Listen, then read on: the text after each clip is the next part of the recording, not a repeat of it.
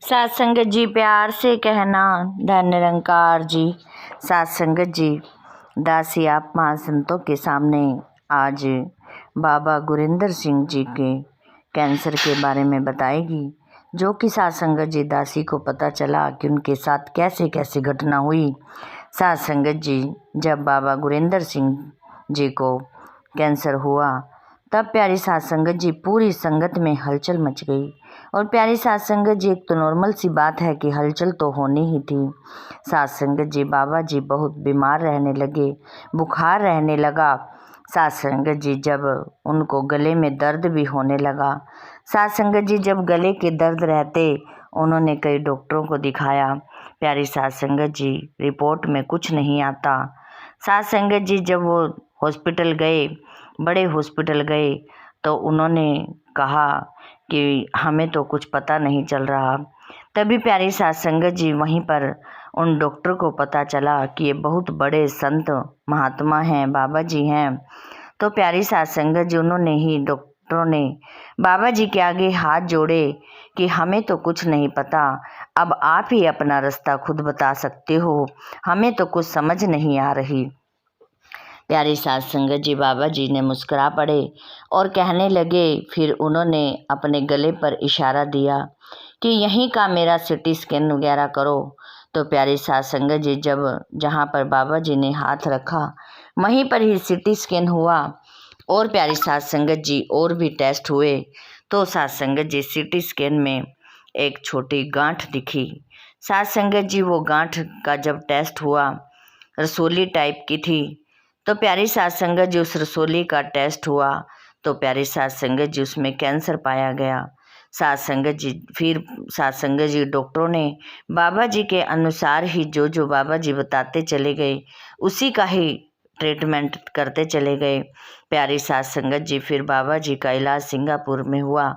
सात संगत जी, काफ़ी समय लग गया।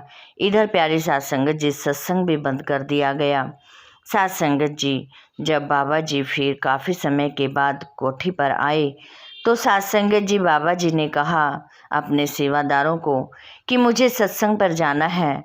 लेकिन सात संगत जी, सारी संगत उनको मना करने लगी कि नहीं बाबा जी, अभी आपने रेस्ट करना है, अभी आप में कमजोरी बहुत ज़्यादा है, आप यहीं पर रहकर रेस्ट करो। लेकिन सात संगत जी, बाबा जी नहीं माने, कहने लगे मुझे थोड़ी देर के लिए सत्संग में ले चलो। सात संगत जी, वहीं से एम्बुलेंस बुलाई तो प्यारी सात संगत जी, बाबा जी को वहीं पर डेरे पर सत्संग में ले जाया गया। सात संगत जी, वहाँ पर बाबा जी जैसे ही स्टेज पर आए तो सारी संगत ज़ोर ज़ोर से रोने लग गई, बहुत ज़ोर ज़ोर से रोने लग गई।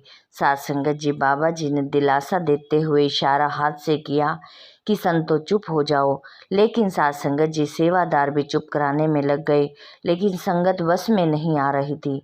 तभी प्यारी सात संगत जी, बाबा जी ने संतों से बातचीत करनी शुरू की और कहने लगे कि मेरी संगत, जब मेरी इतनी बड़ी संगत है, मेरा ये सारा परिवार है, तो जब मेरी सारा परिवार ही टूट जाएगा तो मुझे कौन ताकत देगा। सात संगत जी, बाबा जी की ये बात सुनकर संगत थोड़ी संभली, अपने आप को संभालने की कोशिश की। प्यारी सात संगत जी, यही एक सतगुरु की पहचान है कि वो अपना दुख भी प्यारी सात संगत जी संगतों के लिए ही सात संगत जी कर देते हैं। सात संगत जी, जैसा भी कुछ भी हो, सात संगत जी वो खुशियाँ बांट देते हैं। प्यारी सात संगत जी, सतगुरु बाबा जी ने उनको 10 मिनट 15 मिनट तक बातचीत की ताकि संगत को हौसला बना रहे, क्योंकि सात संगत जी, संगत पूरी व्याकुल थी, परेशान थी। इसीलिए प्यारी सात संगत जी, बाबा जी संगत में आए और 10 मिनट तक अपनी विचार शुरू कर रखी थी, बातचीत कर रखी थी। प्यारी सात संगत जी, संगत के बाद बाबा जी फिर विश्राम के लिए चले गए। प्यारी सात संगत जी, फिर दासी को और पता चला कि बाबा जी को कैंसर हुआ क्यों। सात संगत जी, बाबा जी के एक संत ने, भक्त ने बताया कि बाबा जी के पास एक महात्मा जी आया करते थे, संत आया करते थे, वो बहुत ही अच्छे उच्चे सेवादार थे। सात संगत जी, सेवा भाव भाग भाग कर करना। सात संगत जी, बाबा जी के करीब ही थे वो। सात संगत जी, उनका एक दोस्त था, उन्होंने कहा कि मुझे आपने बाबा जी से ज्ञान ले दो, नामदान ले दो, मैं बाबा जी की शरण में रहना चाहता हूँ। प्यारी साध संगत जी, उसने कहा, जब संत ने बोले कि ये तो कोई बड़ी मुश्किल बात नहीं है, आप बाबा जी के डेरे चलो तो मैं तुम्हें वहाँ पर सिमरन वो ज्ञान दिलवा दूँगा, नाम जाप दिलवा दूँगा। तो प्यारी साध संगत जी जब वो गए तो बाबा जी ने उनको मिले, तो बाबा जी ने उनको कहा कि अभी आपका समय नामदान देने का नहीं है, अभी आप पर भार है, अभी आपको ये समझ नहीं है नामदान की, अभी आप कुछ समय बाद आना। लेकिन प्यारी साध संगत जी फिर उस समय तो चला गया।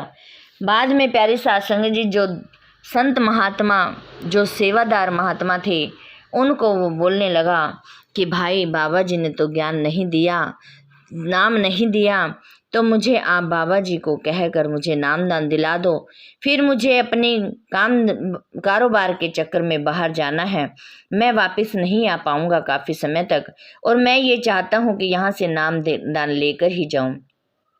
प्यारे साध संगत जी फिर उनके कहने पर एक बार बाबा जी उनको मिले, तो प्यारी साध संगत जी उन संत महात्मा ने बोला, बाबा जी मेरा एक दोस्त है, आप उसको नामदान दे दो, वो बहुत ज़्यादा ही रिक्वेस्ट कर रहा है और वो बाहर चला जाएगा, फिर वो काफ़ी दिन बाद लौट कर आएगा और वो ये चाहता है कि मैं वहाँ रह कर नामदान से अपना जीवन बिताऊं।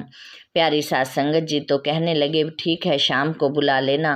प्यारी साध संगत जी जैसे ही वो शाम को आया तो साध संगत जी बाबा जी के सामने खड़े हो गए और साध संगत जी बाबा जी ने फिर दोबारा कहा कि अभी इनको ज्ञान नामदान देने का समय नहीं है, मैं नहीं दे सकता, अभी इनको समय लगेगा।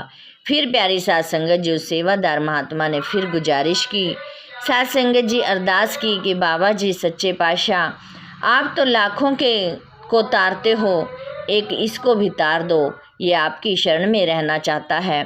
प्यारी साध संगत जी बाबा जी ने कहा, ठीक है मैं नामदान दे देता हूँ। प्यारी साध संगत जी नामदान उनको दे दिया। जैसे ही साध संगत जी नामदान देकर हटे, अपने कोठी पर विश्राम के लिए गए, तो प्यारी साध संगत जी बाबा जी को बहुत तेज बुखार हुआ, जो कि 10 दिन तक कमरे से बाहर ही नहीं आए। बहुत तेज बुखार हुआ क्योंकि साध संगत जी बाबा जी ने उसके कर्मों का भार अपने ऊपर ले लिया।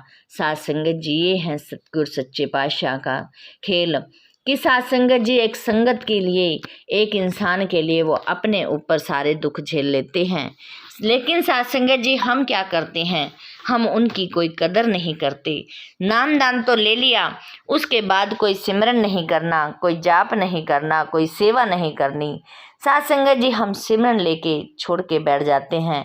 ये प्यारे साध संगत जी बाबा गुरिंदर सिंह जी के जीवन की एक कथा थी।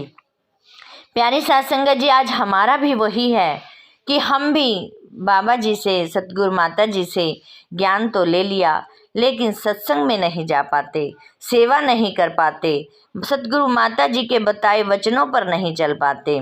प्यारे साध संगत जी यही हमारे अंदर कमियां हैं। लेकिन साध संगत जी एक सतगुरु माँ जो अपने ऊपर प्यारी साध संगत जी संतों की खुशियाँ बरसा रही है, हर संत को खुश कर रही है। प्यारी साध संगत जी ऐसी माँ के कदमों में रहकर प्यारी साध संगत जी हमें जीवन बिताना है। साध संगत जी यही दासी की भी अरदास है कि हम सेवा सिमरन सत्संग हमेशा हमेशा करते रहें और प्यारे साध संगत जी अपने बच्चों का भी अच्छी तरह से ख्याल रख सकें। साध संगत जी और बच्चों को भी सत्संग पर ले जाया करें। साध संगत जी एक नींव जब हमारी मजबूत हो जाती है तो प्यारी साध संगत जी कोई भी उस मकान को हिला नहीं सकता।